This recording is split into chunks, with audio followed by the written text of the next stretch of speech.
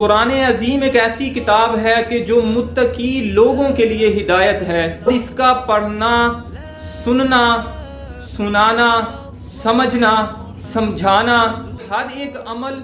ثواب کا ہے، فضیلت والا عمل ہے اور اللہ کے ہاں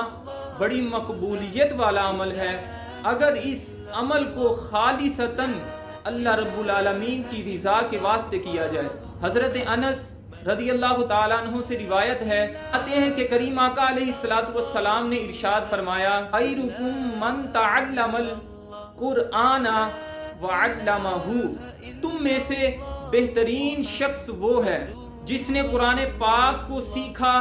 اور دوسروں کو اسے سکھایا۔ قرآن پاک کو خود بھی سیکھنا فضیلت والا عمل ہے اور دوسرے لوگوں کو سکھانا، دوسرے لوگوں تک اس کی تعلیم پہنچانا، یہ بھی فضیلت والا عمل ہے۔ جس طرح قرآن پاک کو پڑھنا فضیلت والا عمل ہے اور پڑھانا فضیلت والا عمل ہے، اسی طرح حدیث پاک میں آتا ہے کہ قرآن پاک کو سیکھنا یہ بھی بڑی فضیلت والا عمل ہے اور اس کو سکھانا یہ بھی بڑی فضیلت والا عمل ہے۔ اللہ رب العالمین کو یہ عمل بڑا پسند ہے اور بالخصوص رمضان کا مہینہ برکتوں والا مہینہ جاری اور ساری ہے، اور قرآن پاک ایک ایسی کتاب ہے کہ جو اس کے ساتھ وفا کرتا ہے، اللہ کی رضا کے لیے اس کو پڑھتا ہے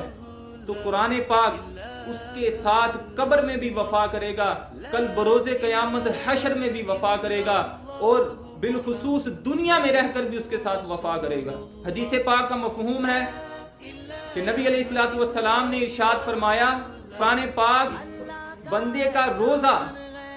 یہ اللہ کی بارگاہ میں دعا کریں گے، التجا کریں گے، روزہ کہے گا، اے مالک مولا تیرا یہ بندہ دن صبح سے لے کے شام تک بھوکا رہا، اس نے کچھ کھایا نہیں، اس کو بھوک بہت لگ رہی تھی، اس کے جسم کے اعضاء کمزور پڑ رہے تھے، مگر تیری رضا کے لیے اس نے کچھ کھایا نہیں، تیری رضا کے لیے صبح سے لے کر شام تک بھوکا رہا کہ میرا رب مجھ سے راضی ہو جائے۔ اور اسی طرح قرآن پاک اللہ کی بارگاہ میں عرض کرے گا، اے مالک مولا تیرا یہ بندہ مجھے راتوں کو اٹھ کے پڑھا کرتا تھا، راتوں کو قیام کیا کرتا تھا، نمازوں میں میری تلاوت کیا کرتا تھا،